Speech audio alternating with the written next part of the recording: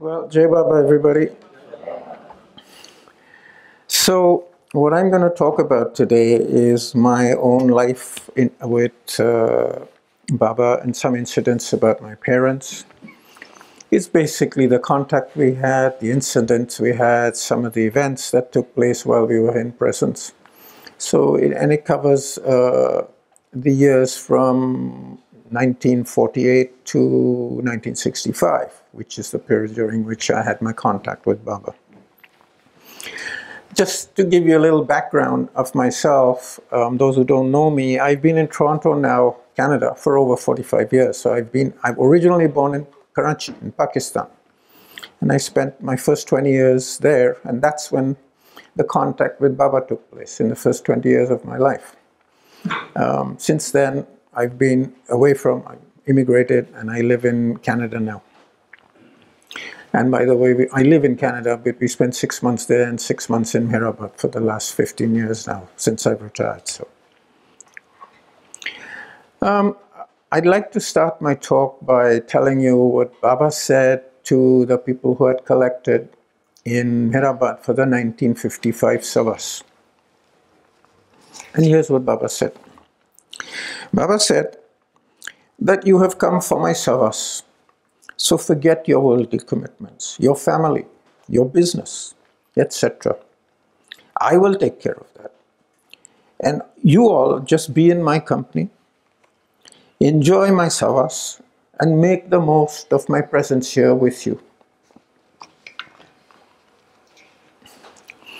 You know, I say this because I believe, and I'm sure you do too, that Baba is here with us in this savas. In fact, I get a beautiful view of his room from here. Then Baba illustrated what he said very beautifully to us. Dad had gone for the 1955 Savas because it was a men's only Savas. And my mother and I were at home in Karachi. And my mother, Rhoda, says that in the middle of the night one day, she woke up from a deep sleep very suddenly. It almost seemed like somebody was pushing her to get her awake. And she got up, and it took a few seconds and then she said she started hearing voices.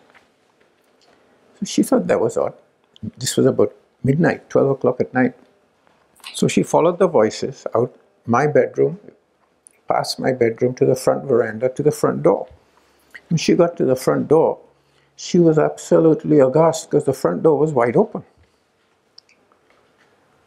Which in Karachi, even in those days, you would never think of doing. It'd be very dangerous. Just as she was about to slam the door shut, she saw two people standing outside. A man dressed in a suit in Karachi at midnight, and a woman in a sari. And they said, "Excuse me, but do you know if so-and-so lives here or something?" So Mom said, "No," and she slammed the door shut. And then she turned around, and just as she was walking back, the thought struck her, that's really odd. People here at midnight, even our house was such that we were furthest from the front gate. There were 2 or 3 other people living before our house was there. She thought it was really odd. So she turned around and went to the window to see what these people were doing. And she said, I couldn't see anybody there. There was nobody there. And within that time frame, they couldn't have walked to the gate and out the gate. It was so short a period. So Mom was convinced that Baba had sent someone to help her. Then Dad comes back from the Savas. And, he says, Baba told us this. And then the next day he said, when Baba told us this, I totally concentrated on Baba and forgot all about you too. Which is fine, fair enough. And then he said, the next day, Baba asked me, have you written to Rhoda? And he said, no, Baba, I haven't written to Rhoda. So he said, write her a letter. So Mom says that, Adi, that was the day when these 2 people appeared at our door. And Mom, ever since then, she was convinced that Baba had sent 2 Abduls to help her. Abduls are people's souls at his beck and call to do his bidding, to help her. So, and then of course, mom being mom, she would preach and say that, remember, if your faith is 100%, and also your surrenderance, he'll take over and he'll help you. Doesn't matter what your circumstances. And then she would give this example.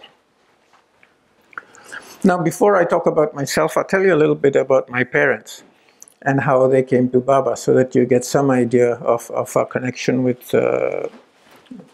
Baba. My dad and Minu Kharas, I think quite a few of you must have heard of Minu Kharas. He was an old Baba lover from he met Baba in 1931. They were first cousins, but although they were first cousins, they were brought up together as brothers, because Minu was brought up by my paternal grandmother. So once Minu came in contact with Baba, he would talk to my dad about him constantly. So Dad knew about Meher Baba from school, then he went through his university. He knew Baba, and he sort of thought that, yes, this is some soul there, but he wasn't that much caught up with Meher Baba at that time. So eventually in 1947, my mom was expecting me. I was expected about in a month's time, in May. In 1947, in April, a circular came out before that saying that Baba will be in Madras for 5 days. And anybody who wants his darshan can come there and get his darshan for 5 minutes. So Minu was ready to go. Minu would take any opportunity to go. And he kept telling my dad, come on, Adi, you've missed so many other opportunities. This is your... But Rhoda's pregnant. She's going to be, But even my mother encouraged him to go. So eventually he went. So the two of them flew to Bombay. Then they took the train to Madras. They got there the night before Baba was getting there. And I think they lived in some rooms in the Theosophical Society or something like that. Next day when Baba came to the station, they went to greet him. They greeted him and they went with Baba to a place called Saida Pit in Madras. That was someone's house. I think Baba lived there. And then Baba asked them to bow down to him and took his darshan properly. And then he said, from tomorrow, he said, then you stay here now for the 5 days. So they would every day come here every day. So they kept doing that. And what was supposed to be a 5-minute darshan turned out to be 5 days for my dad with Baba. He does that quite often. So they stayed with him 5 days. On the last day, Baba said, give up your rooms in the Theosophical Society and come and spend the night with the Mandli on the last day that he was going to be in Madras. So my dad said we were sleeping in the room right next to Baba. On the other side of the wall was Baba's room. So he said both I and Minu couldn't sleep too well because we kept thinking that Baba's next door, Baba's next door. They just couldn't sleep. The next morning, of course, they leave Madras. My dad and Minu are on the train with Baba. They go on the train all the way to Pune. Baba gets off at Pune because Baba at that time was staying in Mahabaleshwar, which is the hill station. And they continued on to Mumbai. So that was my dad's first meeting with Baba. And Dad used to say that, till I met Baba, I was slowly crawling towards him on all fours. But he said, once I met him, it turned into a gallop. He says, and there was no stopping him. So that's how he first met Baba. Now, it's ironical that Dad, who'd known about Meher Baba from, I don't know, he couldn't remember when he first started, thinking about Baba, but probably in the late 30s or even early 40s. He met Baba after my mom, who was a non-believer, met Baba. I'll tell you Mom's story. Mom came from a Zoroastrian family, Parsi family, who didn't believe in Baba. And in those days, the atmosphere in Karachi, in the Parsi community about Baba was all negative. There's nothing positive about him. They thought he was a fraud, they thought he was this, they thought he was that. And these are all the stories that she heard from her friends, her family, things like that. So she came from that environment. And she didn't know that Dad believed in Baba. So they were engaged. They'd been together in those. That was quite a unique thing. In those days, they had a courtship of about 6 years in the 40s. So in 1945, after they got engaged, my mother accompanied my grandmother, paternal grandmother, and Minu Kharas to Bombay because my grandmother was not well. She was quite sickly. She had many medical problems. And in those days, Bombay was the go-to place for people from Karachi to get good medical treatment. The treatment in Karachi was so-so. So they're in the hospital, they're sitting there, and my grandmother's, I think they found my grandmother had cancer. So she was weeping, and she was crying a little bit, and Minu Kharas is sitting there, and he says, "Why are you crying?" He says, "You should be happy that you're living in the age of the living prophet."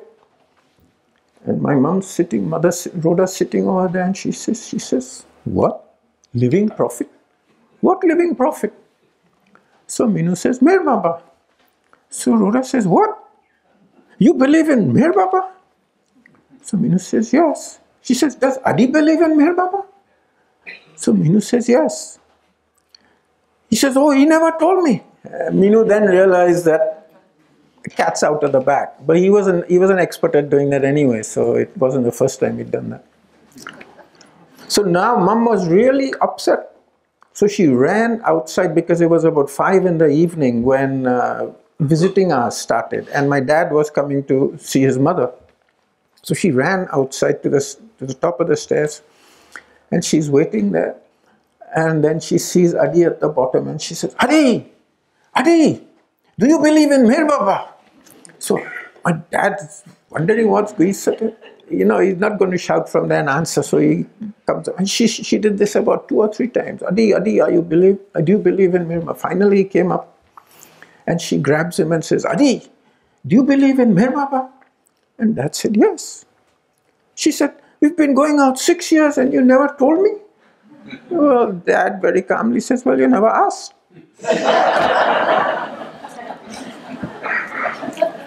So Mom was really upset. That night, that whole night, she said, she spent crying. She was tossing and turning in bed. Her pillow was wet. And she didn't know what to do. So that night, she decided that her love for Adi was so great that to hell with this Meher Baba fellow, I will marry him and I'll turn him away from Meher Baba. Little knowing what was to happen. So they decide, they're engaged, so they get married.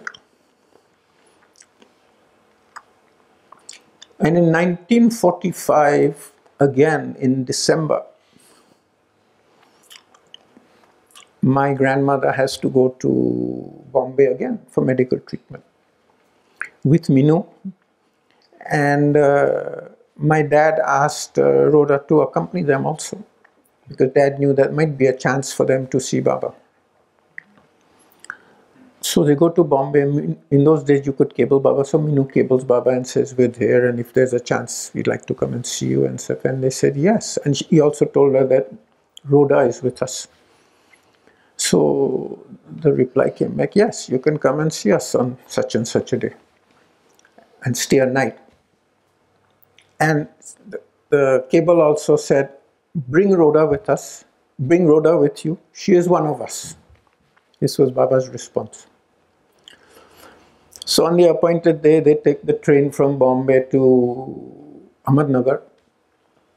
Train was supposed to arrive at 8 in the evening, but it was delayed and didn't come till 10. Get there till 10 at night. And Adi Senior, Adi K. Irani, was waiting at Nagar station to pick them up, because Baba had sent him, said, in the night, where will they come all by then? There was public transport. Then was just these horse-drawn tangas, the small little horse carriage. Nothing else in those days. So Adike was waiting for them. When they came, he said, "Oh, Baba told me that if you are late, then I should take you to Lower Mirabad and he'll see you in the morning." So they got in his car and they drove to Mirabad.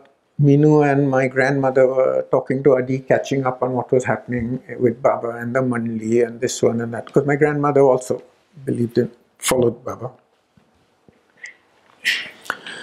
They get to Mirabad. And they get to Mirabad and they're still sitting and chatting with Adi about, catching up. You know how it is, when even if you get your destination, you're still talking about Baba. You haven't got out of the car.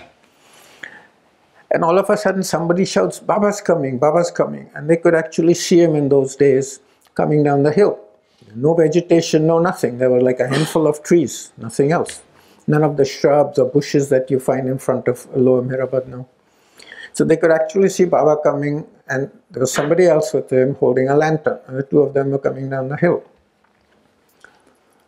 So Baba comes, he greets them, and he asks usual things: "How are you? This, that, everything's fine."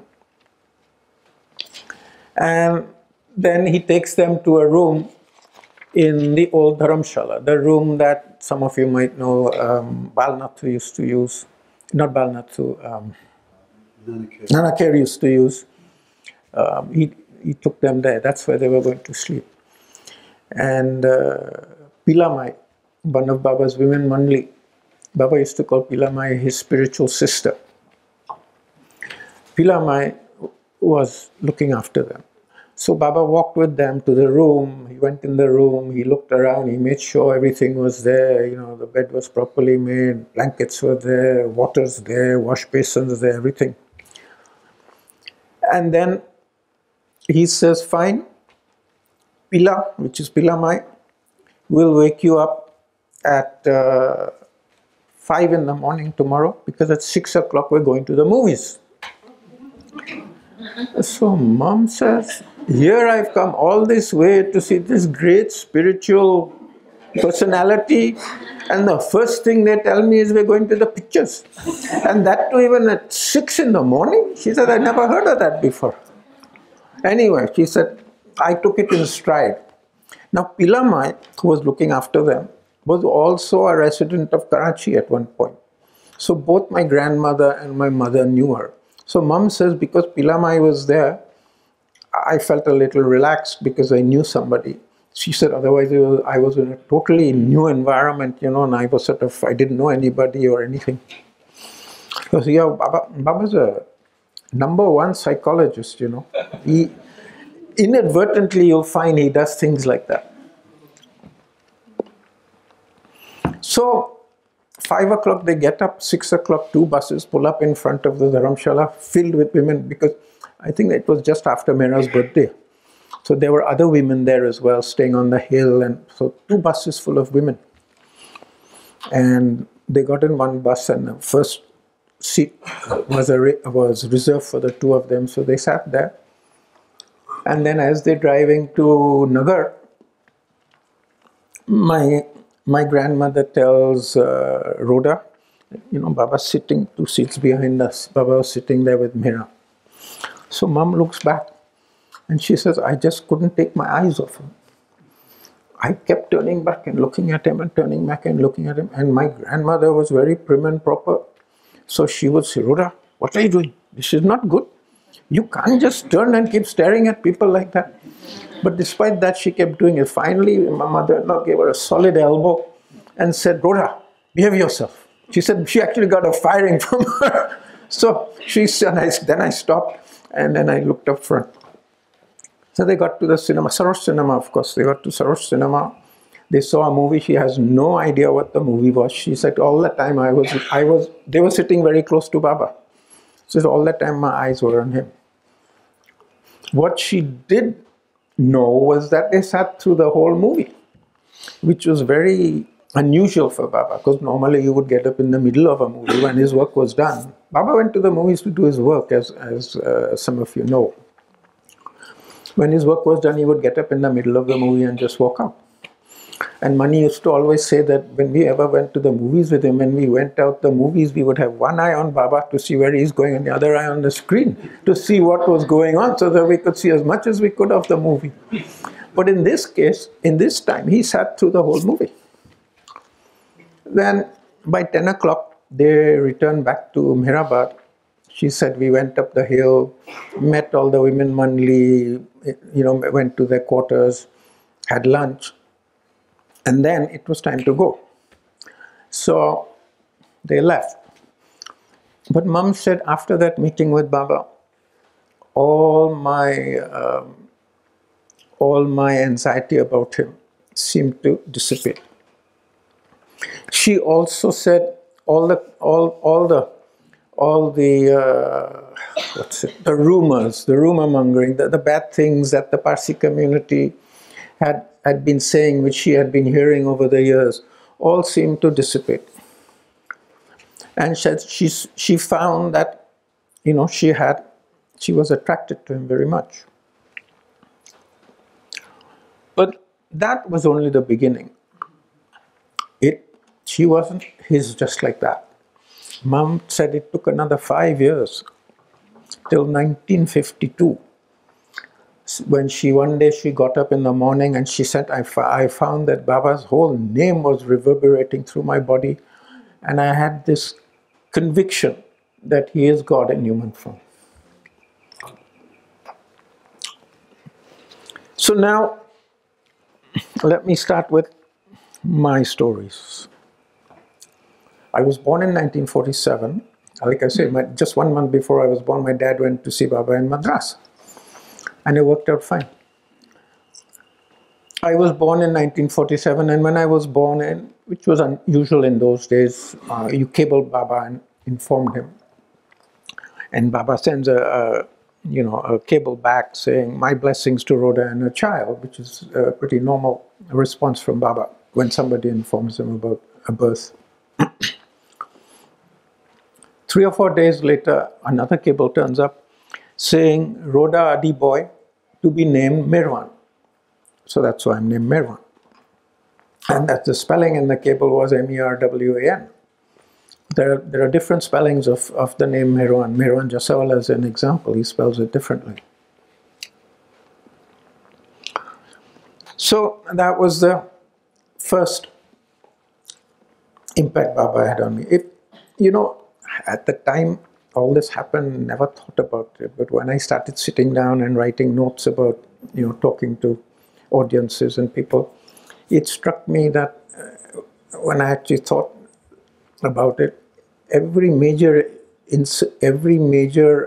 area in my life, Baba has had an impact. Name is the first one. I had surgery as a kid, the only surgery I've had so far, touch wood, and thank you, Baba. For my tonsils, we asked Baba, but it was okay, despite the fact that the doctor said it has to be done and it must be done. And Baba said, okay, if the doctors say it has to be done, do it. Then Parsis have this Navjot ceremony that which is our initiation into our religion. It's like the Holy Communion for the Catholics and the Bar Mitzvah for the Jews.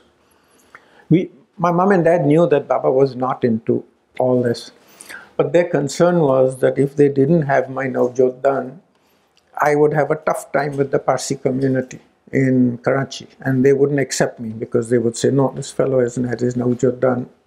In those days, thinking was like that. It was quite conservative, orthodox. It's changed since then. So they wrote to Baba and asked for permission to have my Navjot and explained why they wanted to do it. And Baba said, fine. But he gave 3 dates, and he said, pick one of these dates. And they picked a date. The date was April the 19th. The date was 16th April, 19th April, 11th May. This was in 1957. They picked 19th April, and we had the Navjot. And then when it came to my education, I'd gone to a regular school. In fact, it was a Church of England school in in Karachi. But in 1960, when we were in Baba, I'll talk more about 1960 later, one day sitting in Guru Prasad, I was 13 years old. I'm not even at the end of my school term. My school term is another 2 years to go before I finish school. Then I have university. Baba asked me, what do you want to do after you finish your education? No, what do you want to do after you finish school? And funnily enough, for some reason, I had already made up my mind at that early stage that I wanted to be a chartered accountant. So I said, Baba, I'll do my BCom and be a chartered accountant. Where? I said, where will you do your chartered accountancy? I said, Baba, there are two options. I looked into all this, which is quite unusual because normally I wouldn't do that, but for some reason I had done it. I guess he made me do it somehow. You could do it in England, or you could do it in Canada, was the other option. I didn't look at Australia then for some reason. Sorry, guys. So England and Canada were the two options. So Baba asked me questions about this, why that, how long will it take? So then he finally says, okay, you do your BCom in Karachi or in Pakistan, and then after that you go to England to do your chartered accountancy. So that was settled. And finally, marriage. You know, again, sitting in front of him in Guru Prasad, this was in 1963. I'm 16 years old, 16. And Baba, after, talking to something or the other, he turns to me, totally out of context, he turns to me and says, have you decided whether you want to get married? I was taken aback. I'm 16 years old. I hadn't even thought of it. I mean, I'm sort of just got into university. I'm halfway through university. Before I could say anything though, my dad pipes up and says, Baba, he's already married. So Baba says, what's he talking about? I said, Baba, this was Baba's sign for crack, mad. In Gujarati, crack, this fellow's crack means he's nuts, he's a little crazy. So I said, Baba is mad. Baba became very serious. He said, there were a few people in the room at the time. He said, in front of all these people, you're calling your father mad? Is this how you respect him? Is this the respect you give to your father, calling him mad? So I said, Baba, you've always said that in your darbar, that means in front of you, in your court, in front of you, you can say anything you like about your mother, your father, your children, your grandparents. Baba, you said you can say anything you like. So he said, oh, is that so? So he said, only here. I said, Baba, yes, only here. So then he turns to my dad and says, he doesn't go out saying things like that about you in public, does he? The dad says, what did he say? Dad's words were, I forget, but it was quite something like, no, not likely or something like that, Baba. Something more rough than that. The dad was quite strict, right? So then Baba turns to me again and says, only here. I said, yes, Baba, only here. Then he says, okay. So then he says, what's this? He's saying you're married? I said, Baba, he thinks I'm married to you because Baba had said some things about me earlier and they thought that, I should save myself for Baba to serve near him, maybe his mandali, all this sort of stuff like that. So Baba says, don't listen to them. Don't listen to them. If you want to get married, you get married. Now, so that was finished. He never thought of it, and it was done. And of course, when the time came to get married, because Baba had said this now, finished, it was done. But in hindsight, right, when I think about it, in hindsight, two things are very interesting about it. One is Baba said, don't listen to them. Baba very rarely said, don't listen to your parents. In fact, it was the complete opposite. You must listen to what your parents say. You must respect your parents. How come you're not doing what your parents are telling you? Baba was always like that. In fact, one of his mandali,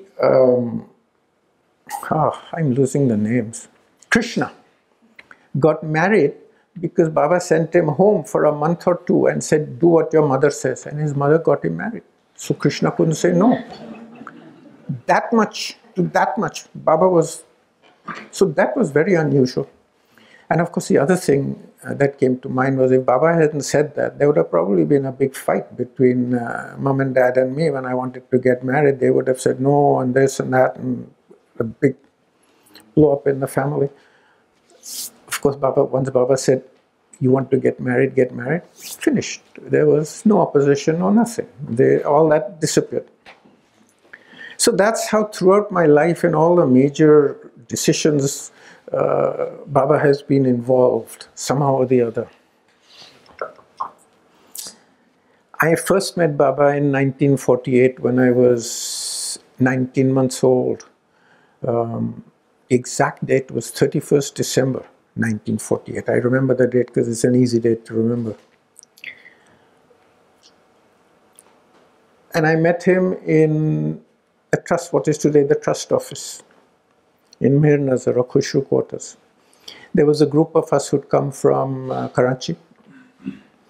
And today where I don't know how many of you are familiar with the accounts office in Mir Nazar, but where the accounts office is today is what Baba used to use as a hall to greet people in that area. We're not sure, there are 2 rooms they use, we're not sure which room.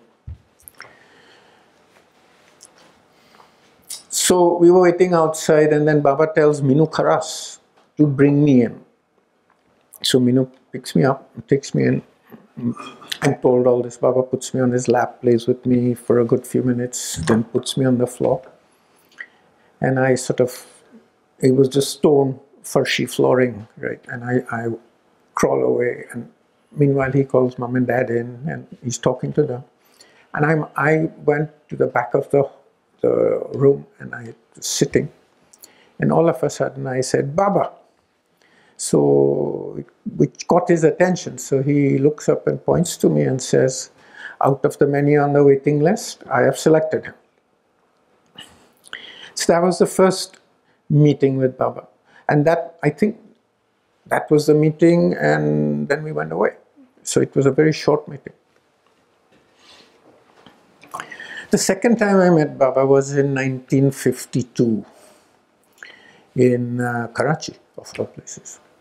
52, Baba had come to the US and he had his accident.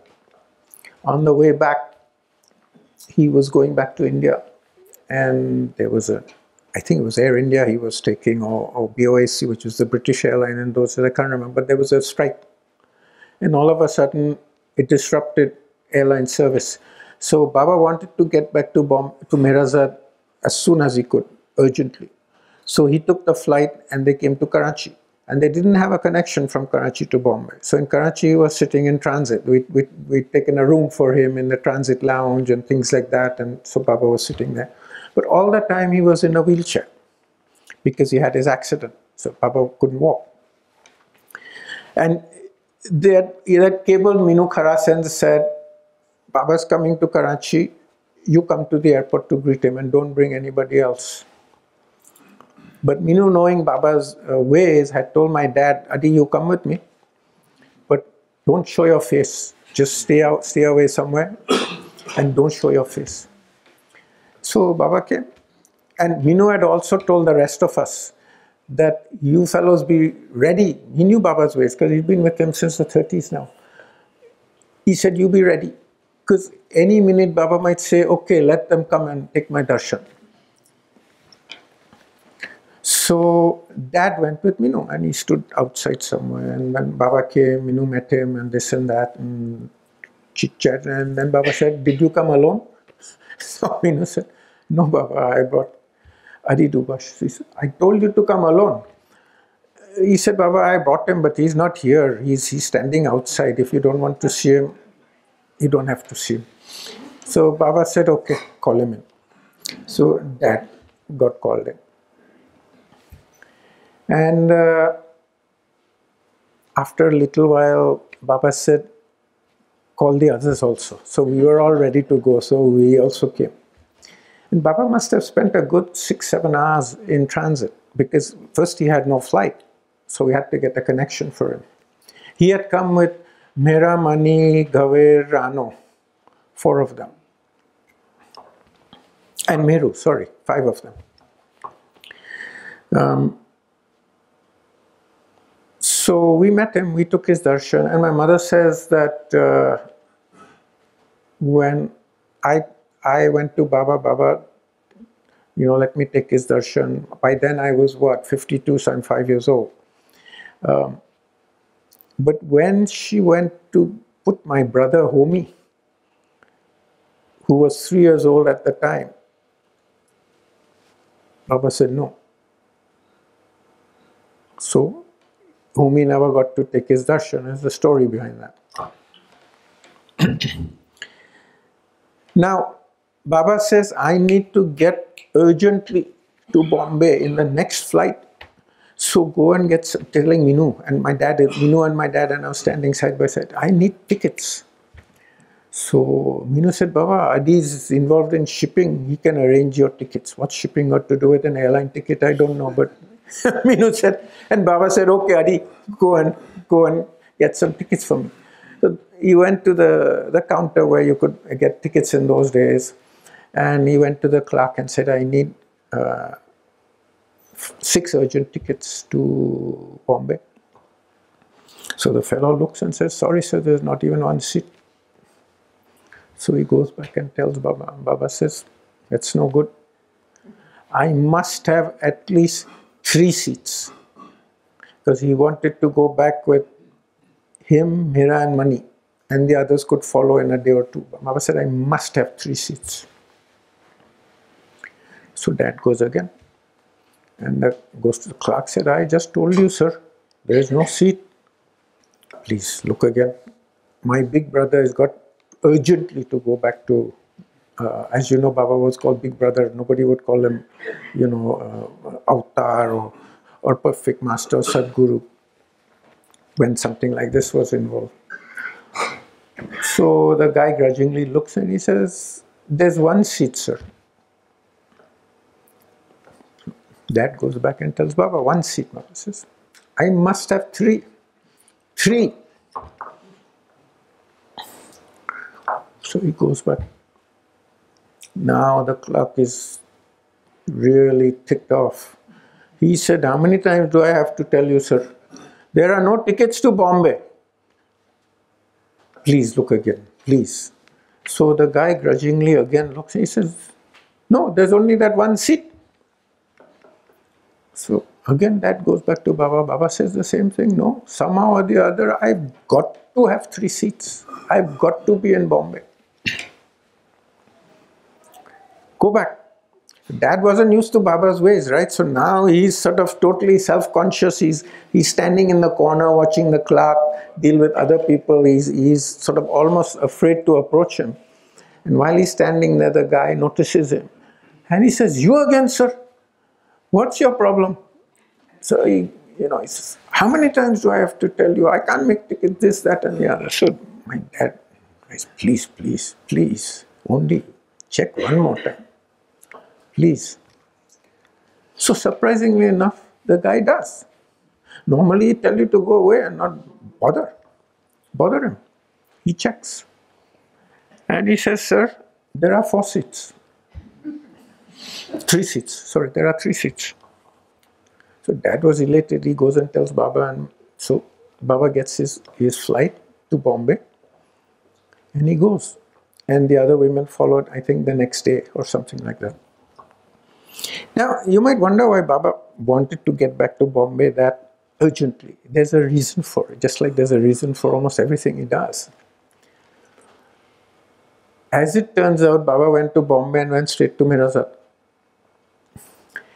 And the next day, in the morning, Subedra, who is Madhusudan's wife, you must have heard of Madhusudan, who wrote his songs, his bhajans, and his wife. That time she wasn't his wife, that time she was single. Turns up at his doorstep in Mirzapur. Why? Subedra was diagnosed with terminal TB. She was a terminal case, according to her doctor. But she wasn't concerned about dying, but she had one thing she wanted to do before she died, which was to see Baba. One last time. And she was in such a state, she couldn't stand, she couldn't walk too much. Very difficult. Somebody had to assist her. But somehow, and of course her parents wouldn't relent to take her in that condition to Ahmad. They lived in Pune, to Ahmednagar. Somehow or the other, she was able to muster the strength to get up in the middle of the night and leave sneak out without telling anybody. Got a bus to Nagar. Nagar, she went to Adi Senior's office. And Adi looks at her and says, "What are you doing here?" And her condition wasn't good. So she told him why she was here. So Adi also felt internally that, yes, maybe I should ask. So she said, "We'll ask Baba, because Baba's in seclusion. I can't take you there, but we'll ask Baba." So she goes with Adi to Mirazat. She's waiting outside. And Adi goes and tells, Baba says, "Who did you bring?" About Subedra Baba. Why? So he tells her. So Baba says, "Bring her." So she gets to see him. So Baba says, "Who's this madman who says you're going to die?" So Baba, "The doctors have told me it's terminal TB." He says, "He's mad, your doctor. You're not going to die. You're going to live. Now do exactly what I tell you to do." And he told her something like, I can't remember the exact, but he told her something like, when you go back, the first doctor you run across, take his treatment, which she did. Completely cured. She married Madhusudan, she had a normal life, she had kids, everything. That was why he wanted to get back so urgently from Karachi to Bombay. In 1952 also, when Baba went to America, Iraj wasn't with him. Because Baba had asked Iraj to accompany him, but Iraj said, "Baba, I'm so tired after the new life that I won't be able to serve you the way you should be served, so I can't do it." And despite Baba telling him numerous times he must come, Iraj just flat out refused. He refused so much that Baba was about to kick him out. And Baba relented and said, "Okay, you must do one thing for me though, if you're not coming with me." And Iraj said, "Okay." He said, "I want you and Pendu to go on a speaking tour of India and Pakistan. And I'll give you the names of the cities and the towns where you have to go." So he said, "Okay." This had to be done over a period of time. It all wasn't done concurrently. So I think they took a while to do it. One of the places on Baba's list was Karachi. So they came to Karachi in 1952, Iraj and Pendu. And we had small houses, so I think Iraj stayed at our place and Pendu stayed at Minu's place. So I knew Iraj from those. That was my first connection with Iraj. So I knew him from 1952. So of course they gave the talk in Karachi and whatever they had to do. And then one evening, to pass the time, my dad took them to the local boat club, of which he was a member. So he said, "Would you like to come out on the boat? We'll have a nice row out in the..." It wasn't quite the open ocean, but it was a creek of the ocean. So they said, yes, that would be good. So they were all dressed in their street clothes. In those days, you didn't have passports. You had travel documents, like a piece of paper all folded up. So Dad was in his swimming trunks because he was a member of the club, and he got the boat out, got on the boat, they went out. Hardly had they gone out a minute, and Pendu says, Adi, this leaking over here, there's water here." Before Dad could do anything, the boat was full and gone. So there are these three guys in the water. My dad was fine in his swim trunks. Iraj and Pendu are in their full clothes, shoes, everything.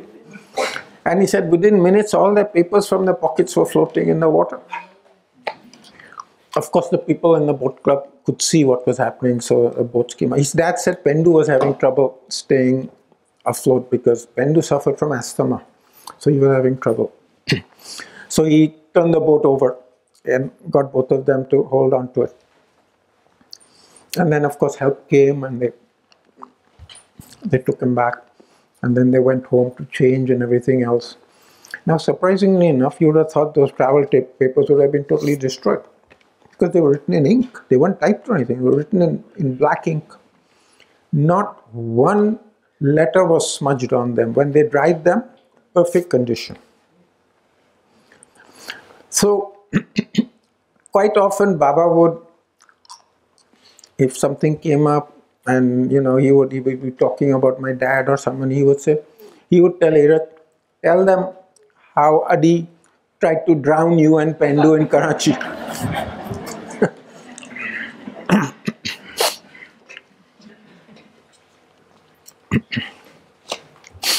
Then the next time we saw Baba, because I don't think Mom and Dad went in the middle, was 1954 at Wadia Park, Darshan. Now, we didn't know at the time, but reputedly about 100,000 people came to take his darshan. Not all were able to. So Baba had another day or two at Khushru quarters where he gave a few thousand people darshan. I was 7 years old. I remember a couple of things. And there was one story told to me. So what I remember was at 7 years old, I somehow was able to, Baba was on a raised dais like this one, only about this high, not higher than this. And he was handing out prasad both hands because there were so many people and prasad was so fast. We talked about yesterday 2.4 seconds to have Baba's darshan. This was nowhere near that. They bowed, he got the prasad off, bowed, got the prasad and off, just like that. Otherwise, how can you accommodate that many people? And I had somehow, this was a bigger stage than this, of course. I somehow had found my way on the back over there. And on the side here was all these baskets full of prasad, open. And the prasad was, I think it was peanuts or what they call chana, gram, but sugar coated. So it was white from the outside. As a kid, I loved that.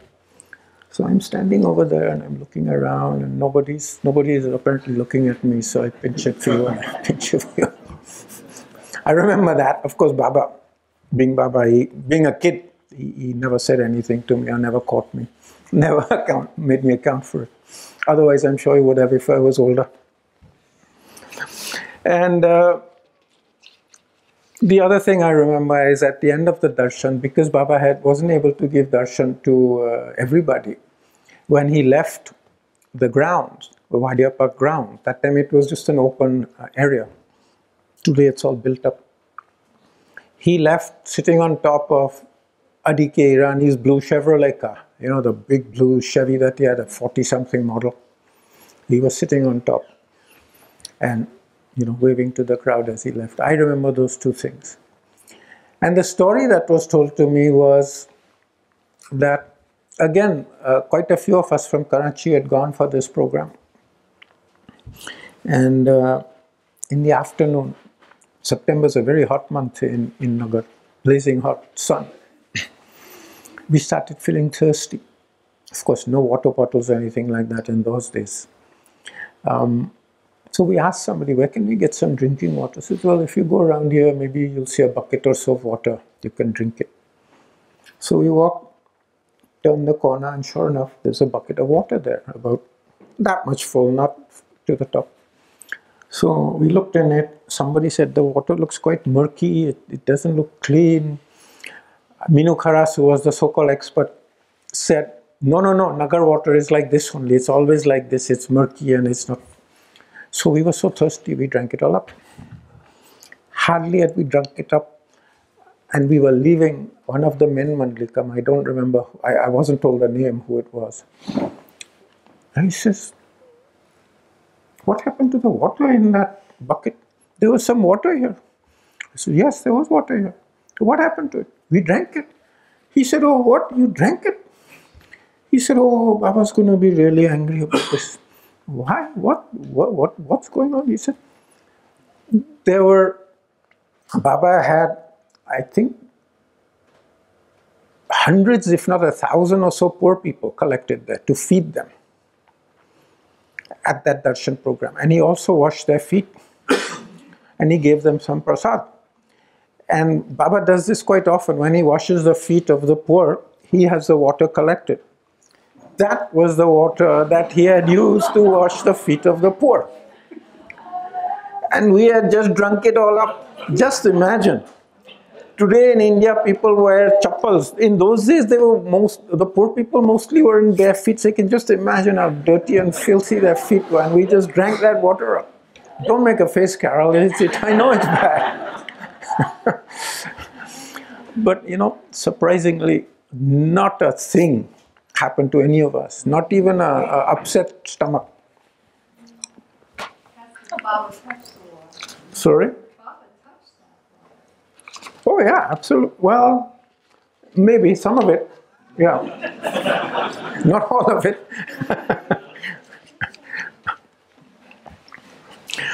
And then, so that was 1954. And then I had a break in the middle. My dad went to the 1955 Savas, which I mentioned earlier. And then in 1958, there was a Savas again. That was the first men and women Savas that Baba ever had, first and last. Well, unless you gather you think of the East, there was the East-West, which was also coming. But that was the first one with women. So Mom and Dad went to that. I didn't get a chance to see Baba till 1960, Guru Prasad. In those days, Baba would go to Guru Prasad in the Indian summer months, which was like April to end of June, 3 months. And that year, a circular had come out saying Baba will be in Guru Prasad. And on Sundays, not every Sunday, there was a specified date from here, this Sunday to that date. Every Sunday, Baba will give... 5 minutes. Okay. Baba will give darshan to his lovers. So Mom and Dad now had a taste for Baba. They really wanted to keep going. I hadn't seen him for about 6 years, so they decided we'll go. Even if it's a 2-hour program on the weekend, Sundays. So we went. We had given Baba itinerary when we're coming to Pune and this and that. And Baba, when we got to Pune in the evening, I still remember it was the Deccan Queen, which still runs today, and it gets there around 8. We're taking our luggage off the train, and all of a sudden we hear a voice, Adi, Adi. So we look around who it is, and there's Irach. Irach had come to greet us, to meet us. In those days, Irach would be sent home by Baba. Baba told him that at Guru Prasad, once you finish your work, you can go and spend the night and the evening with your family who were in Pune, because otherwise Irach never got a chance to meet his family. So I guess Baba must have told him today, pick these people up also. So he took us. We went to Mobo's hotel, which is like a 5-minute walk from Guru Prasad, very convenient. And we settled down. And Iraj said, remember tomorrow, 10 o'clock, Baba is coming in the morning, so be there well before 10. Yes. So we got there early, like half an hour early, but there was still a small line. We waited for Baba to come out. He came out of the small Mandli hall, which is on the side, comes in. This is the main hall in Guru Prasad. He comes out into the main hall, so we could see him through the glass doors. And then when he sat down, the doors opened, and people started taking his darshan. When our turn came, we bowed down to him. He asked us the usual questions, how are you, how is your health, how was your traveling, this, that, are you settled properly at the hotel? And then he turns to my dad and points to him and says, from tomorrow, you come at 8 in the morning, and at 12 when I go for lunch, you go have your lunch, and 2 o'clock I return again. So you come back by 2 o'clock and stay till I leave to go to the women's side. Come every day. And then he turns to my mom and me and says, Rhoda and Mirwan, they can come with you at 8, and then when I go in for lunch at 12, they should leave. So all of a sudden, we had come for 2 hours for a week, every week, and we were going to stay for 3 or 4 weeks. That was it. Become something that Baba asked us to come every day. Not only every day, but every day for mom and me 8 to 12. That'll change too, and for dad the whole day. So This became amazing, and we were originally going to stay there for 3 or 4 weeks. Shall I stop here? I'll continue tomorrow. Well, I'll leave it up to you, but you can get another few minutes if you want.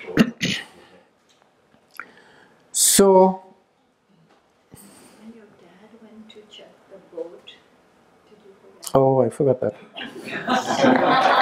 Okay, let me say that. I'll continue with this. She's right. You know, the boating incident that I talked about in 1952 when Dad tried to drown Erachan Pendu.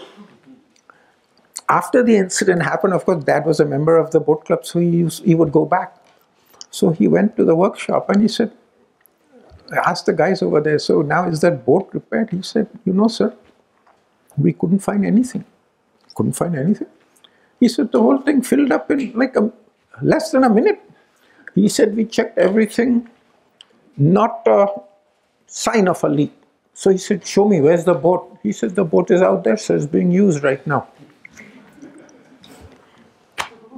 So for some reason, Baba wanted Erachan Pendu to have a dip in the waters of Karachi, of Pakistan. You know, when Baba came to the airport in 1952 in Pakistan, he was in the wheelchair, I told you. He never set his foot on Pakistan soil, but always on the wheelchair. Before that, he'd been to what is now Pakistan many times, many times on his tours. So I'll stop for now. Jai Baba. Jai Baba.